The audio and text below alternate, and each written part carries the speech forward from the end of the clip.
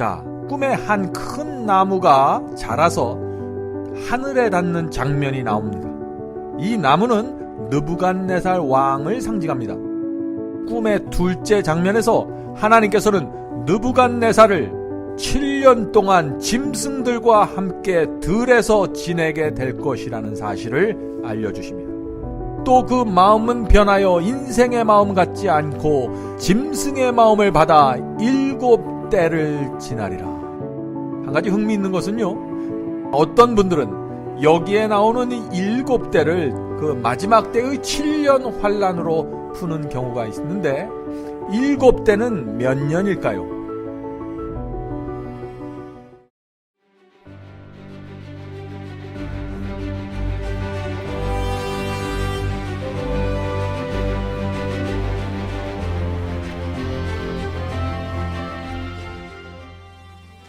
안녕하십니까? 마지막 사명 바이블 칼리지의 강사 앤드류 강입니다. 오늘은 끝까지 느부갓네살 왕을 사랑하셔서 구원하시는 하나님을 살펴보도록 하겠습니다.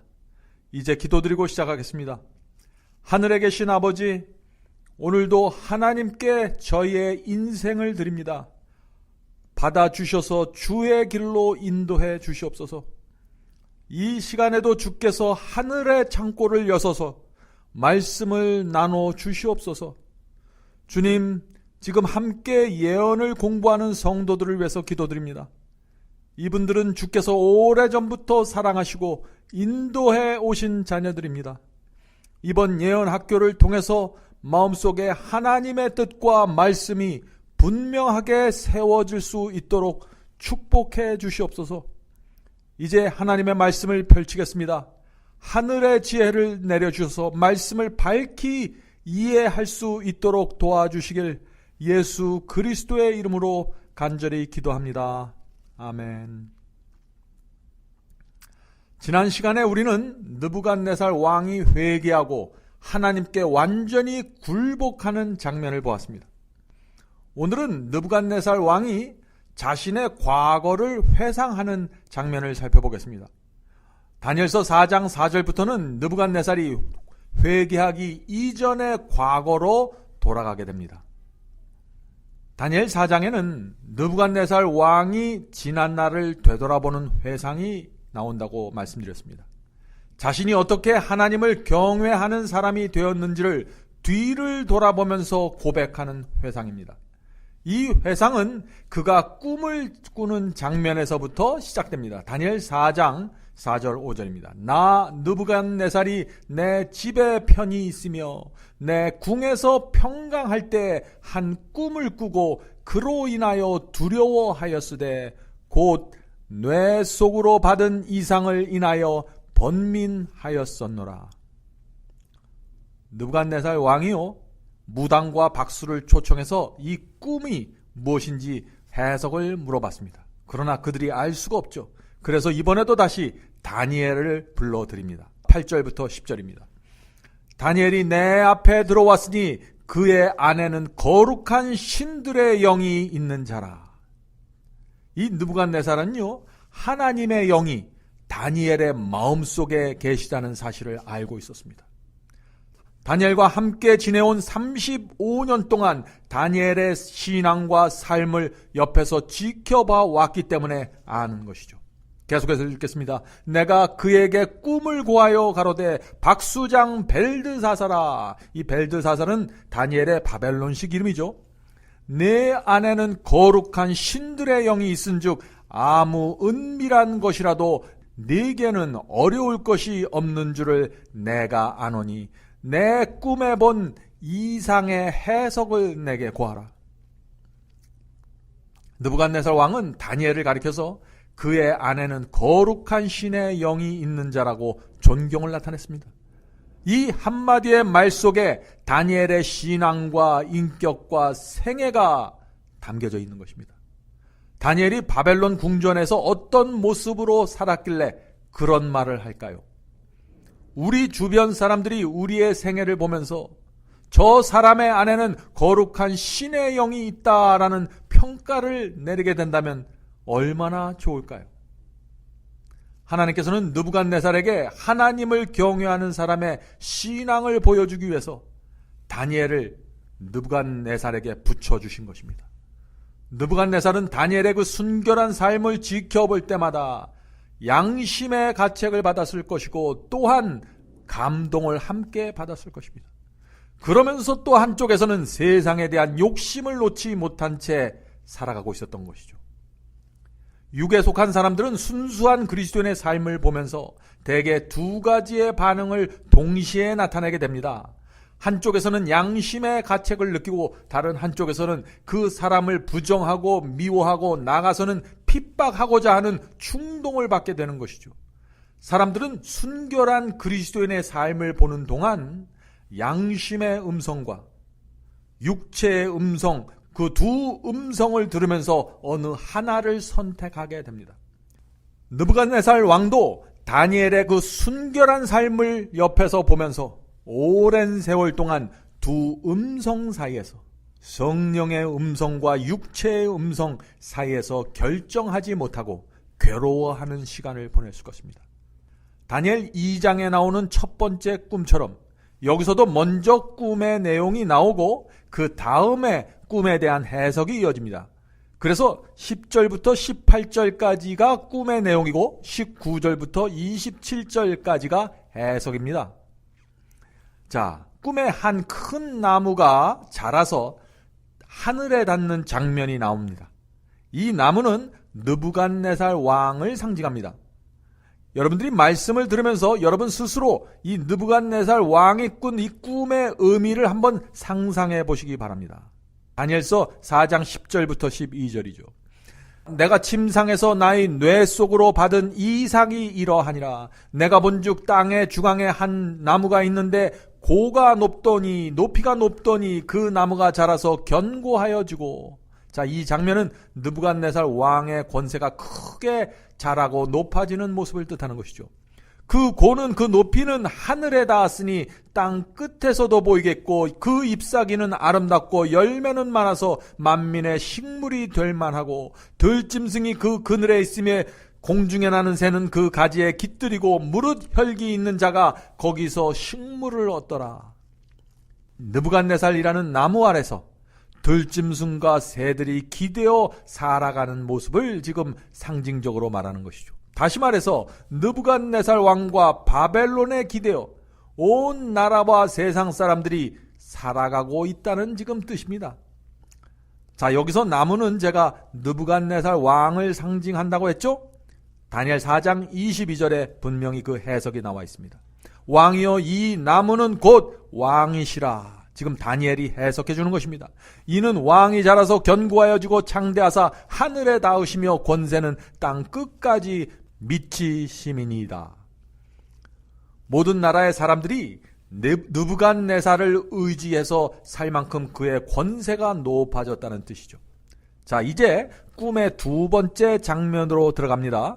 이 둘째 장면에서 하나님께서는 느부갓네살을 7년 동안 짐승들과 함께 들에서 지내게 될 것이라는 사실을 알려주십니다. 참 놀라운 예언입니다. 다니엘서 4장 13절부터 16절입니다. 한 순찰자, 한 거룩한 자가 하늘에서 내려왔는데 그 나무를 베고, 자, 나무를 벤다 그랬는데 이것은 하나님께서 느부갓네살 왕의 권세를 빼앗아 간다는 뜻이겠죠. 그 가지를 찢고 그 잎사귀를 떨고 그 열매를 해치고 짐승들로 그 아래서 떠나게 하고 새들을 그 가지에서 쫓아내라. 지금 느부갓네살이라는 그 나무 밑에 모여있던 새와 들짐승과 열매들 다 쫓아내는 장면이죠. 느부갓네살과 연결되어 있는 모든 것들이 잃어버리게 된다는 뜻입니다. 계속해서 읽겠습니다. 그러나 그 뿌리의 구루터기를 땅에 남겨두고 철과 놋줄로 동이고 그곳으로 들 청초 가운데 있게 하라. 자, 느부갓네살 왕이 모든 것을 잃어버리는데 뿌리까지 없어지는 것은 아니라는 것입니다. 자, 그것이 하늘 이슬해졌고 땅의 풀 가운데서 짐승으로 더불어 그 분량을 같이 하리라. 자, 이게 무슨 말인가요? 느부갓네살이 이제 들에서 이슬을 맞으면서 짐승처럼 살아가겠다는 것입니다. 자, 이런 모습으로 느부갓네살 왕이 얼마나 오래 지내게 될까요? 계속해서 이어집니다. 또 그 마음은 변하여 인생의 마음 같지 않고 짐승의 마음을 받아 7대를 지나리라. 여기서 7대는 7 times입니다. 한 가지 흥미있는 것은요, 비밀 휴거를 믿는 분들 중에 어떤 분들은 여기에 나오는 이 7대를 그 마지막 때의 7년 환란으로 푸는 경우가 있는데, 여러분들도 보셔서 알겠지만 이것은 그것과는 전혀 상관없는 내용입니다. 이것은 느부갓네살 왕이 7대를 짐승처럼 지낼 것이라고 했는데 7대는 몇 년일까요? 이것은 7년입니다. 성경 예언에서 이 때라는 표현은 1년을 상징합니다. 그것을 다니엘 11장에서 우리는 확인할 수 있죠. 거기서 때, time을 해, year과 같은 뜻으로 사용하고 있는 것을 볼 수 있습니다. 다니엘 11장 13절 읽겠습니다. 북방왕은 돌아가서 다시 대군을 전보다 더 많이 준비하였다가 몇 때 곧 몇 해 후에, 분명하죠? 때는 해를 나타내는 것입니다. 대군과 많은 물건을 거느리고 오니라. 자, 이렇게 성경 예언에서 한때는 1년을 나타낸다는 사실을 기억하시기 바랍니다. 이 예언 해석은 다니엘서뿐만 아니라 앞으로 요한계시록에서도 계속해서 반복해서 나오기 때문에 이 예언 해석은 기억해 두시는 것이 좋습니다. 이제 느부갓네살 왕의 꿈에 대한 다니엘의 해석을 살펴보겠습니다. 다니엘 4장 24절 25절입니다.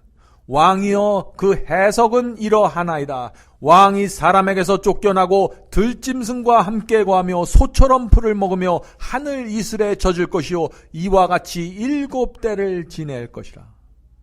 자, 여기서 한 가지 주목해야 할 것은 느부갓네살 왕이 들짐승과 함께 거한다고 했지 실제로 들짐승이 된다고 하지는 않았다는 것입니다. 그 점에 오해가 없기를 바랍니다. 그때에, 자, 7년을 지낸 후에 그런 뜻입니다. 7년을 지낸 후에 지극히 높으신 자가 하나님이죠. 인간 나라를 다스리며 자기 뜻대로 그것을 누구에게 주시는 줄을 아시리이다. 짐승처럼 7년을 지내봐야 느부갓네살 왕이 하나님께서 인간 세상을 다스리는 분이며 하나님의 뜻대로 모든 것이 이루어지게 되는 줄을 깨닫게 될 것이라는 설명입니다. 7년 동안 느부갓네살 왕이 짐승처럼 살아간다고 했는데, 자, 이것이 무슨 뜻일까요? 느부갓네살 왕이 7년 동안 이 정신적인 질병에 걸리는 것으로 해석하는 것이 타당한 것입니다. 왜냐하면은 이 정신병에 리켄트로피라는 병이 있습니다. 이 병은 자기를 짐승으로 착각하는 일종의 정신착란증입니다.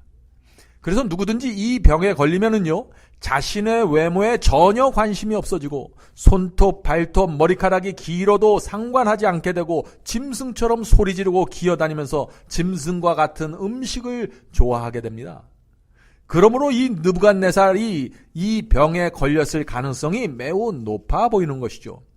프랑스의 찰스 4세, 또 덴마크의 크리스찬 7세, 영국의 조지 3세 등도 리켄트로피 정신병에 걸렸습니다. 근래에 발견된 바벨론의 점토 문서에서도 느부갓네살 왕이 7년 동안 정신질환에 걸렸다는 사실을 우리가 확인할 수 있습니다. 사람들은 이렇게 말합니다. 느부갓네살 왕은 신상예언과 풀무불 사건을 통해서 하나님의 능력을 직접 목격했는데 어떻게 그가 다시 교만해지고 하나님을 부인할 수 있습니까? 라는 생각이죠. 물론 느부갓네살 왕이 한동안 하나님을 경외하는 마음으로 살았습니다. 그러나 세월이 흐르고 바벨론 제국의 그 힘과 위엄이 크게 올라가고 태평성대가 이어지면서 모든 영광이 느부갓네살에게 돌려지면서 교만에 빠지게 되는 것입니다. 우리는 느부갓네살 왕이 받았던 그 시험을 쉽게 생각해서는 안 됩니다. 보통 사람들도요, 건강하고 돈이 있고 자녀가 공부 잘하고 멋진 배우자를 만나서 결혼 생활이 잘 이루어지면 어떻게 됩니까? 어깨가 올라가고 목에 힘이 들어가게 되죠. 그런데 이 느부갓네살은 황금의 나라 바벨론의 제왕이었습니다. 모든 나라의 왕들이 그 앞에 와서 머리를 수그렸습니다. 돈, 명예, 권력, 건강 모든 것을 가지고 있었습니다. 그리고 그 주변에는 항상 여인들이 있었고 무당과 박수들의 기만이 있었고 어렸을 때부터 우상 숭배에 빠져있던 그런 사람이었습니다. 하나님께서는 그를 사탄의 덫에서 끄집어내기 위해서 35년 동안이나 성령의 역사를 해오셨던 것입니다. 하나님께서는 그래서 다니엘이라는 이 위대한 신앙인을 그 곁에 붙여두셨던 것입니다. 그러나 이 느부갓네살 왕은 여전히 육체의 정욕과 박수와 무당의 기만에서 벗어나지 못했습니다. 이제 하나님의 마지막 수단이 동원되어야 할 때가 된 것입니다. 인간을 구원하시는 그 하나님의 마지막 수단, 그것이 무엇일까요? 그것은 고난이라고 불려지는 은혜입니다. 이제 그 은혜가 느부갓네살 왕에게 베풀어져야 하는데 이 고난이야말로 하나님께서 사용하시는 마지막 수단입니다. 7년 동안 짐승처럼 지내야 한다는 하나님의 예언을 전한 후에 다니엘은 다음과 같은 조언을 느부갓네살에게 합니다. 다니엘 4장 27절입니다. 그런즉 왕이여 내가 아뢰는 것을 받으시고 공의를 행함으로 죄를 사하고 가난한 자를 긍휼히 여김으로 죄악을 사하소서. 그리하시면 왕의 평안함을 혹시 장구하리이다 하리니. 이것은 다니엘의 마지막 호소였습니다. 하나님께서 엄청난 고난을 예언하셨지만 여전히 회개할 기회가 있었던 것입니다. 다니엘은 이미 선고된 느부갓네살 왕에 대한 하나님의 징계가 집행되지 않도록 어서 빨리 회개하라고 간절한 마음으로 탄원했던 것입니다. 왜냐하면 하나님의 목적은 징계가 아니라 느부갓네살 왕이 회개하고 구원받는 것이라는 사실을 알려주기 원했던 것입니다. 느부갓네살이 다니엘의 호소를 받아들일까요? 다니엘 4장 28절부터 30절입니다. 이 모든 일이 다 나 느부갓네살 왕에게 임하였느니라. 12달이 지난 후에 내가 바벨론 왕궁 지붕에서 거닐새 나 왕이 말하여 이르되 이 큰 바벨론은 내가 능력과 권세로 건설하여 나의 도성으로 삼고 이것으로 내 위엄의 영광을 나타낸 것이 아니냐 하였더니. 참 이 짧은 말 속에 내가라는 단어가 6번이나 들어가 있습니다. 하나님께서 심판을 예언하셨지만 느부갓네살 마음속에는 아직도 내가 가득 차 있는 것입니다. 하나님의 징계가 꿈을 꾼 후에 즉시로 온 것이 아니었습니다. 회개를 위한 12달의 기간이 은혜의 시간으로 주어졌습니다. 그러나 느부갓네살 왕의 교만은 하늘을 찔렀습니다. 그는 자기 영광에 도취되어 주어진 은혜의 시간을 허비해버리고 말았습니다. 12달 시한부 인생을 받았는데도 정신 차리지 못하는 이 느부갓네살 왕을 보면 참 안타깝죠. 하나님께서도 우리에게 인생이라는 기회를 주셨는 것입니다. 60년, 70년, 80년 또는 90년이라는 은혜의 시간을 주셨는데 우리는 지금 그 시간을 어떻게 사용하고 있나요? 하나님께서는 심판하시기 전에 반드시 은혜의 시간을 먼저 주십니다. 심판이 임하기 전에 느부갓네살 왕은 12달이라는 은혜의 시간을 받았습니다. 노아 홍수가 있기 전에는 120년이라는 은혜의 기간이 주어졌습니다. 그동안 노아는 심판의 기별을 전파했고 사람들은 충분히 회개할 수 있는 기회를 얻었습니다. 소돔과 고모라의 유황불도 어느 날 갑자기 내려온 것이 아닙니다. 아브라함과 롯을 통하여 회개의 기별이 주어졌습니다. 그러나 그들이 끝까지 거절하자 결국 유황불이 내려와서 그들을 태운 것입니다. 마지막 시대도 마찬가지입니다. 짐승의 표 환란과 7재앙과 마지막 심판이 있기 전에 반드시 하나님의 종들을 통해서 이 세상의 경고의 기별이 전파될 것입니다. 언제 누구에서 어떤 기별이 전파될까요? 요한계시록에서 우리가 그것을 배울 것입니다. 자, 그런데 하나님께서 어떤 사람들을 통해서 마지막 경고의 기별을 전하실까요? 이 질문은 정말 중요한 질문입니다. 하나님께서는 마지막 시대에 다니엘과 요한계시록의 예언을 이해하고 그 말씀에 순종하는 사람들에게 마지막 경고와 심판의 기별을 전하실 것입니다. 왜 그럴까요? 왜냐하면 사람들에게 위험을 알리고 이제 마지막이 되었다는 그 말씀을 전하려면 마지막 시대에 또 사탄의 미혹이 어떻게 이루어지는가를 전하려면 다니엘과 요한계시록의 예언을 이해해야만 하는 것입니다. 큰 성 바벨론의 정체를 알아야 합니다. 짐승과 적그리스도의 세력이 누구인지를 알아야 됩니다. 그래야 마지막 시대에 사탄과 대적해서 싸우고 하나님의 백성들을 구해낼 수 있는 것입니다. 짐승의 정체를 앓고 그들이 강요하는 그 짐승의 표가 무엇인지 알아야 하는 것입니다. 그러므로 이번 예언 강의는 우리를 마지막 시대에 하나님의 종으로 일할 수 있는 그 준비를 갖추게 하는 과정이 될 수 있는 것입니다.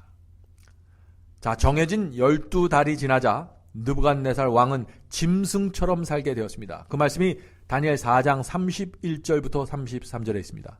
이 말이 아직도 나 왕의 입에 있을 때 하늘에서 소리가 내려 이르되 느부갓네살 왕아 네게 말하노니 나라의 왕위가 네게서 떠났느니라.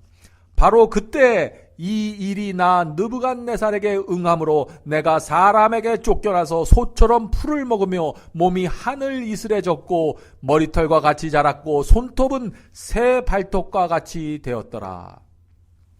그 기간이 참에, 여기서 기간이란 하나님께서 정하신 7년이 찼다는 얘기죠. 그 기간이 참에 나 느부갓네살이 하늘을 우러러 보았더니 내 총명이 다시 내게로 돌아온지라. 이에 내가 지극히 높으신 이에게 감사하며 영생하시는 이를 찬양하고 경배하였나니. 7년을 바벨론 정치권과 손을 끊고 환자로 시간을 보낸 어느 날 하나님께서 그에게 맑은 정신을 허락하셨습니다. 만약 하나님께서 느부갓네살 왕을 7년 동안 바벨론의 더러운 정치와 권력과 술과 여인들과 그리고 무당과 술사들로부터 분리시켜 놓지 않았다면 어떻게 됐을까요? 그가 구원받을 수 있었을까요? 여러분들 어떻게 생각하십니까? 느부갓네살에게는 죽음보다 더 큰 고통이었지만 그의 구원을 위해서는 반드시 필요한 시간이었습니다. 느부갓네살 왕은 7년 동안 짐승처럼 땅을 보면서 살았다고 했습니다.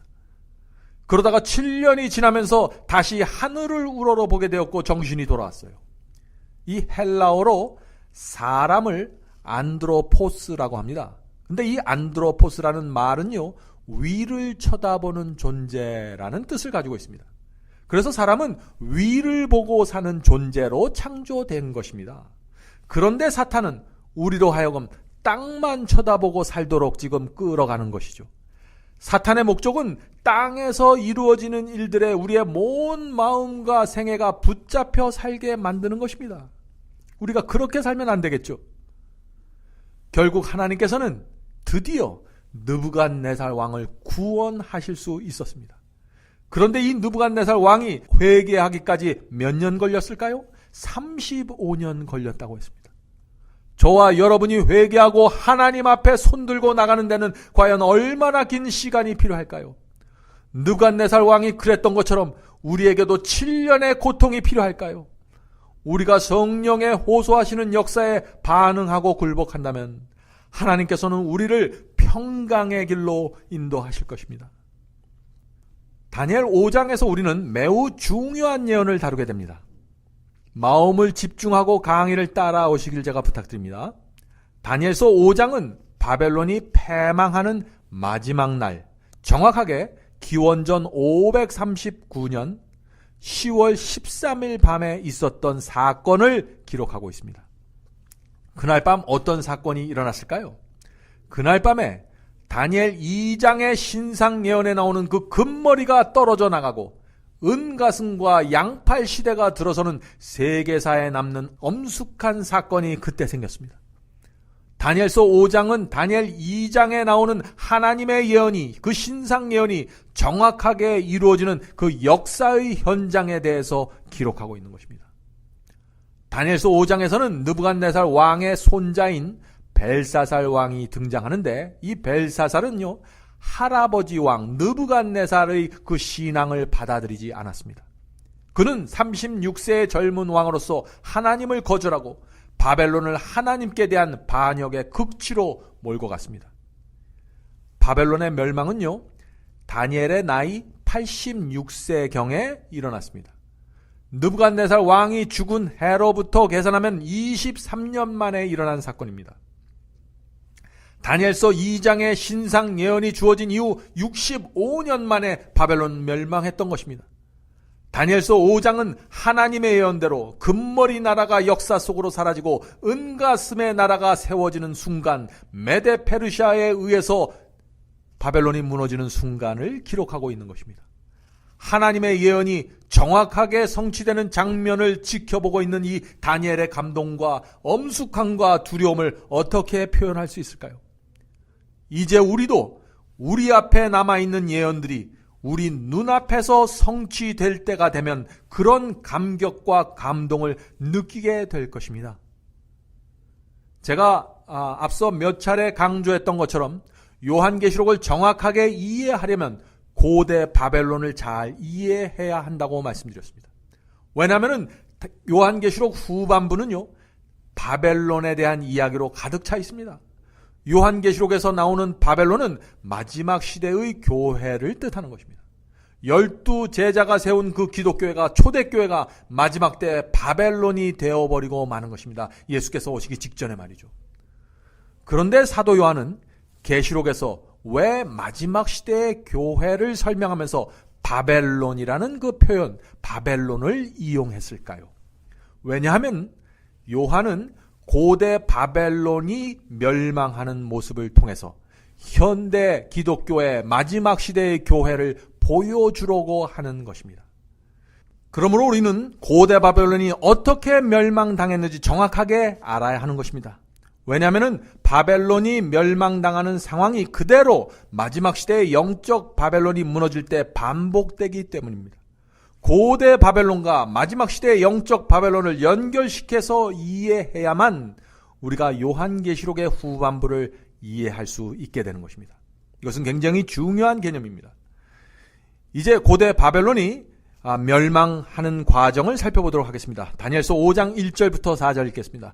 벨사살 왕이 그의 귀족 1000명을 위하여 큰 잔치를 베풀고 그 1000명 앞에서 술을 마시느니라. 바벨론이 패망하기 전날 밤까지 술에 깊이 취해 있었습니다. 이것이 멸망의 첫 번째 단계입니다. 잔치와 술에 취해 있는 모습 말이죠. 요한계시록에 나오는 그 마지막 시대의 영적 바벨론도 무너지기 전에 취해 있는 모습이 나옵니다. 계속해서 읽겠습니다. 벨사살이 술을 마실 때 명하여 그에 붙인 느부갓네살이 예루살렘 성전에서 탈취하여 온 금, 은 그릇을 가져오라고 명하였더니 이는 왕과 귀족들과 왕후들과 후궁들이 다 그것으로 마시려 함이더라. 하나님의 성소에서 사용하는 잔에 바벨론의 술을 따라 먹는 패역한 모습입니다. 그들이 술을 마시고는 그 금, 은, 구리, 쇠, 나무, 돌로 만든 신들을 찬양하니라. 고대 바벨론은 성이 무너지기 직전까지 하나님의 성소에서 사용하는 거룩한 금잔에 술을 부어서 마시고 취했습니다. 사도 요한은 바로 이 장면을 가져다가 마지막 시대에 바벨론이 무너지는 이유를 설명하는 것입니다. 계시록 14장 8절에 그 말씀이 있죠. 무너졌도다 무너졌도다 큰 성 바벨론이요. 마지막 시대의 교회는 무너질 것이라고 경고하는 것입니다. 그리고 나서 요한은 그 무너지는 이유를 이렇게 설명합니다. 모든 나라를 그 음행으로 인하여. 음행은 영적 간음을 뜻한다고 했습니다. 자, 영적 간음이란 하나님의 말씀에 거짓 복음과 거짓 교리를 섞는 것을 뜻합니다. 고대 바벨론이 무너지기 전에 하나님 성소의 그 금잔에 바벨론 포도주를 부어 마셨던 것처럼 마지막 시대도 하나님의 말씀에 거짓 교리와 거짓 복음을 섞어서 마시고 받아들이는 것입니다. 모든 나라를 그 음행으로 인하여 진노의 포도주로 먹이던 자로다 하더라. 진노의 포도주를 먹는다 그랬는데 이것이 무슨 뜻일까요? 하나님의 말씀은 순수한 것입니다. 그런데 거기에 거짓 교리와 거짓 복음을 섞으면 어떻게 될까요? 그것이 발효가 돼서 취하게 만드는 술이 되는 것입니다. 그러므로 섞인 말씀, 섞인 복음을 받아들이는 것이 바로 진노의 포도주를 마시는 것입니다. 그래서 진리가 중요한 것입니다. 진리가 아닌 다른 것은 그것을 받아들이면 반드시 그 결과로 인해서 영적으로 취하게 되고 그 생활이 무너지게 되는 것입니다. 그렇다면 취한 상태란 어떤 상태일까요? 하나님의 말씀을 사랑하지도 않고 하나님께 충성하지도 않으면서 믿기만 하면 구원받습니다 라고 말하는 것입니다. 세상을 사랑하고 자기 마음대로 살아가면서 나는 구원받았다라고 생각하는 것입니다. 하나님의 말씀과는 상관없이 자기 마음대로 믿고 싶은 것을 믿는 것입니다. 순수한 복음이란 무엇일까요? 순수한 복음이란 다니엘의 믿음을 얘기하는 것입니다. 히브리 새 청년의 신앙을 말하는 것입니다. 하나님의 말씀과 계명에 충성하는 신앙을 말하는 것입니다. 그런데 그러한 순수한 복음에 다른 것을 섞으면 바로 그것이 취하게 만드는 바벨론의 포도주가 되는 것입니다. 그래서 사도 요한은 마지막 시대 주의 백성을 지목할 때마다 그들은 하나님의 계명을 지키고 있다라고 설명하는 것입니다. 계시록 12장 17절에서 그 말씀을 읽어볼까요? 용이 여자에게 분노하여 돌아가서 그 여자의 남은 자손 곧 하나님의 계명을 지키고 예수의 증거를 가진 자들로 더불어 싸우려고 바다 모래 위에 섰더라. 여러분들 오해하지 마시기 바랍니다. 하나님의 계명을 지킨다는 것은 율법주의를 믿으라는 얘기가 아니에요. 율법적인 신앙을 가지라는 얘기가 아닙니다. 다니엘과 같은 신앙을 가지라는 얘기죠.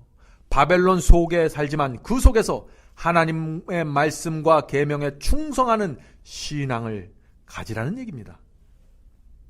벨사살 왕과 귀족들은 성소의 기명들로 술을 마시면서 하나님을 조롱하고 히브리인의 종교를 비웃었습니다. 마지막 시대도 이런 상황이 정확하게 되풀이될 것입니다. 마지막 시대에도 하나님 말씀에 충성하는 사람들은 바벨론의 술에 취한 사람들에게 무시당하고 업신여김을 당하게 될 것입니다. 사랑하는 성도 여러분, 이 세상에 교회가 존재하는 목적은 세상을 교화시키고 구원하는 것입니다. 그런데 도리어 지금 교회가 세상에 의해서 변질되고 부패되고 말았습니다. 세상이 좋아하는 돈을 교회가 좋아하고 세상이 좋아하는 권력을 교회가 탐하고 있는 것입니다. 교회 안에 세상이 들어온 것입니다. 교회 안에 세상이 들어오면 그것에 따라서 복음과 교리도 세속화되게 됩니다. 예수를 영접하면 내가 어떻게 살든지 간에 구원받는다는 그 이상한 설교들이 그래서 교회 안에서 인기를 끌게 되는 것입니다. 이상한 기복신앙이 기독교회를 뒤덮고 있는 것입니다. 교회가 바벨론이 된 것이죠. 세상이 교회를 바꾸어 놓았기 때문에 이제는 교회 안에서 하나님의 참된 종이 나타나서 교회를 원래의 목적대로 되돌리려고 올바른 설교를 하고 성서적인 복음을 가르치려고 하면은 교회가 앞장서서 하나님의 종들을 미워하고 핍박하는 현상이 일어나게 되는 것입니다. 이것이 마지막 시대 기독교회 안에서 일어나는 현상입니다. 그래서 예수께서 마지막 그 라오디게아 교인들에게 무엇이라고 말씀하셨죠? 눈에 안약을 발라서 보라고 호소하셨던 것입니다. 계시록 3장 18절입니다. 내가 너를 권하노니 내게서 안약을 사서 눈에 발라보게 하라. 사랑하는 성도 여러분, 요한계시록에는 두 교회가 나옵니다. 순결한 교회가 있고 타락한 바벨론 교회가 있습니다. 마지막 시대의 모든 그리스도인들은 바벨론 교회에 속하든지 순결한 교회에 속하든지 둘 중 하나에 속하게 됩니다. 그 중간은 없습니다. 제가 말씀드리는 것은 어떤 교파나 교단에 속하라는 뜻이 아닙니다. 성경이 말하는 그대로의 빛과 진리에 순종하고 순결한 마음으로 신앙을 하면서 사는가 살지 않는가로 나누어지는 문제입니다. 다니엘과 세 친구는 순결한 교회의 살아있는 증인이 되는 것입니다. 이제 마칠 시간이 되었습니다. 사랑하는 성도 여러분, 죄로 인해서 쓰러질 때마다 우리는 구세주의 필요성을 더 많이 느끼게 되는 것입니다. 죄를 범했다는 죄책감, 그리고 하나님께 대한 송구스러움 때문에 하나님의 용서와 위로하심을 간절하게 구하게 되는 것입니다. 마음의 허전함과 그 상처를 치유받기 위해서 절실한 마음으로 생명의 말씀을 찾게 되는 것입니다. 우리는 이런 과정을 거치면서 더 깊은 신앙으로 나가게 되는 것입니다. 그러므로 용기 내시길 제가 부탁드립니다. 느부갓네살을 포기하지 않으신 하나님께서 결코 저와 여러분을 포기하지 않으실 것입니다. 이제 기도하겠습니다. 하늘에 계신 아버지, 말씀을 살펴볼 때마다 하나님의 사랑과 위대하심을 깨닫게 됩니다. 이번 예언 연구를 통해서 하나님을 개인적으로 만날 수 있도록 도와주시옵소서. 그래서 우리가 걷는 길이 매 발자국마다 하나님의 말씀으로 인도될 수 있도록 역사해 주시옵소서. 오늘도 주께서 저희 생애를 찾아오셔서 새로운 생명을 주시고 주께서 주시는 확신과 평강을 갖고 이 세상을 살아갈 수 있도록 축복해 주시길 예수 그리스도의 이름으로 간절히 기도드립니다. 아멘. 성도 여러분 모두를 바이블 칼리지에 초청합니다. 여러분의 핸드폰에 마지막 사명 앱을 다운 받으시면 누구나 바이블 칼리지를 들으실 수 있습니다. 누구든지 원하는 시간에 오셔서 강의를 들으실 수 있습니다. 물론 무료로 들으실 수 있습니다. 다양한 주제의 강의가 이루어집니다. 기독교 역사와 수많은 교파들이 나누어진 이유와 배경에 대해서 말씀드립니다. 또 천주교와 개신교의 차이점을 살펴봅니다. 로마서, 갈라디아서, 예정론, 7년 환란과 이스라엘 제3성전, 성령을 받는 방법, 참된 방언이란 무엇인가, 참된 거듭남과 중생의 경험, 이런 주제들로 기독교인들이 꼭 알아야 할 문제들을 다루게 됩니다. 성경절 하나하나 찾으면서 설명해 드리기 때문에 새로 신앙을 시작한 분들도 누구나 쉽게 분명하게 이해할 수 있습니다. 제가 최선을 다해 설명해 드립니다.